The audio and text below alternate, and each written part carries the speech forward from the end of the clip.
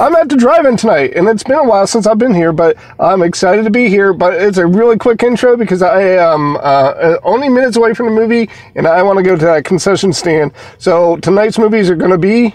It's going to be Ant-Man, and it's going to be Ant-Man and the Wasp. And then the other movie poster I'm going to put over there is going to be, The Incredibles 2, which I've already seen. And I made a video for it, but unfortunately, everything that could have gone wrong did go wrong with that video, and I never got to post it. So, but Kayla went with me, and I got like 15 seconds of her, so I'm going to show have you guys say hi to her, too. But anyways, it's concession stand time, and it's time for the Ant-Man and the Wasp. And then after that, during the intermission, I will let you know what I think about the movie. And then after that, it's going to be The Incredibles 2, which again, since I didn't get to post my review the last time, I'm going to post a new one, and I'll let you know what I think about that. And then it's, hey, I just got done watching Ant-Man and the Wasp. So we're going to give a basic premise of the film. It's basically 2 years after he had been captured by the feds, and he has been, Scott Lang, Ant-Man. Short premise is he's been captured by the feds and is under house arrest for the last 2 years of his life. So we join, the beginning of the film starts out with him at his last 3 days of this being on house arrest. And then shortly after that, he's in contact with Hank Pym because he has some kind of like dream or vision of Hank Pym's wife who had been lost in what they call the quantum realm. For us comic book fans, it was the microverse. But in the movies, they try to make it sound a little cooler and a little better, and I'm okay with that. So the quantum verse it is. The quantum realm it is. So anyway, so that's the basic plot is they're trying to get Janet Van Dyne, the original Wasp, out of the quantum realm. And in the meantime, Scott's trying to hide the fact that he's not following his house arrest. At the same time, we have the Pyms doing business with a kind of a savory character, a kind of not black arms, but black tech dealer, who becomes kind of like a minor bad guy character in the film. And we also meet another character, Ghost, who looks straight out of the comics. Her costume is exactly like it is in the comics, and is playing very, very adequately by some woman. I'm not sure what her name is. I'll put a word balloon up for it. But I thought she did a great job, and she provided a very sympathetic, but also not so sympathetic. She played it very on the kind of angry side of sympathy, and she made a really good villain. So, all right, well, with that out of the way, I got the basic premise out of the way, so let me go ahead and start gushing. I love this film. I loved it. I thought it was incredibly funny. It was just like the last movie. It was a combination of action and comedy. So what would you call it? Actiomedy, con drama. I don't know. I'm not sure. So it was action and comedy, but at the same time, man, it was a really good balance. It was good funny parts, and then you had really, really well thought out, orchestrated action sequences, and they had some very touching moments in this movie too. Maybe, I don't know, maybe it's the place I'm in right now, but I teared up in a few places. There was a very touching scene with Scott Lang and his daughter. There's another touching scene with not elderly, but older Hank Pym and his wife when they eventually get back together. No spoilers, but again, this is spoiler territory. I enjoyed it. I enjoyed it from beginning to end. They had a lot of characters, a lot of plot, but they gave equal time to each and every single one of those, and we felt fulfilled by the end of this movie. I'm going to just give it a grade, and then I'm going to go get my popcorn. I'm going to wait for Incredibles 2. The grade is 10 out of 10. I fucking enjoyed this film so much. And again, it might just be the place I'm in, and maybe people aren't receiving it as well as I did. But Marvel has just been... Every time...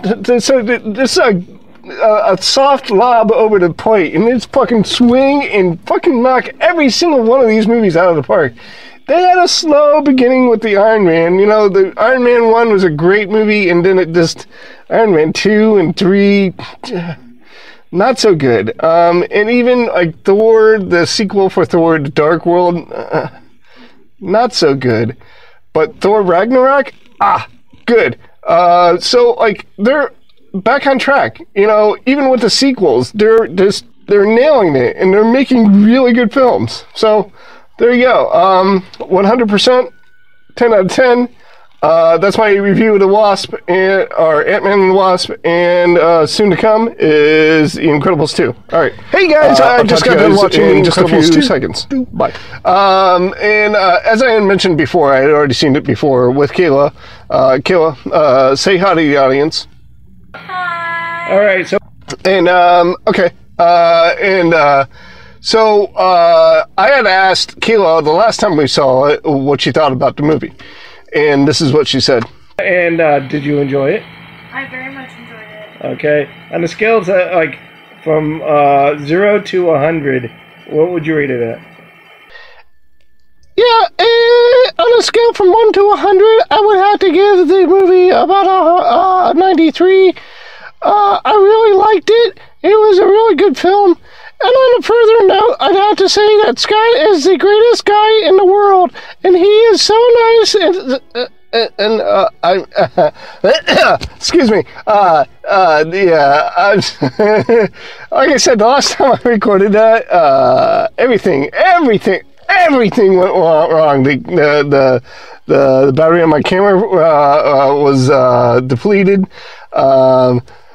The audio didn't work, so I tried to record it on my phone just to have a little snippet so I could include her on my video, and even that failed.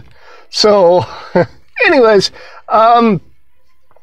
basic premise of the film is the Incredibles 1, that's what the Underminer coming up from the underground and announcing that he was taking over the world or something like that. In this movie, it picks up right after that, where we get to see the aftermath of that skirmish, that battle, and we get to set up the scene, the premise for this new movie. And it was kind of a reverse of the first one, where instead of Mr. Incredible being offered this like super secret deal where he goes out to the super secret island and he does superhero things that were against the law, in this one is offered to Elastigirl, and she got to do the super secret missions, not on a super secret island, but just in general, kind of out in public, so it wasn't all that super secret.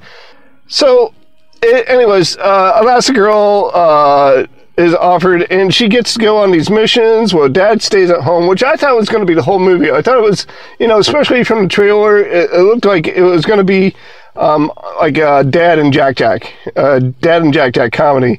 And although the best sequence of the movie did involve Jack, the raccoon scene, which if you've seen the movie, you'll know what I'm saying is about true.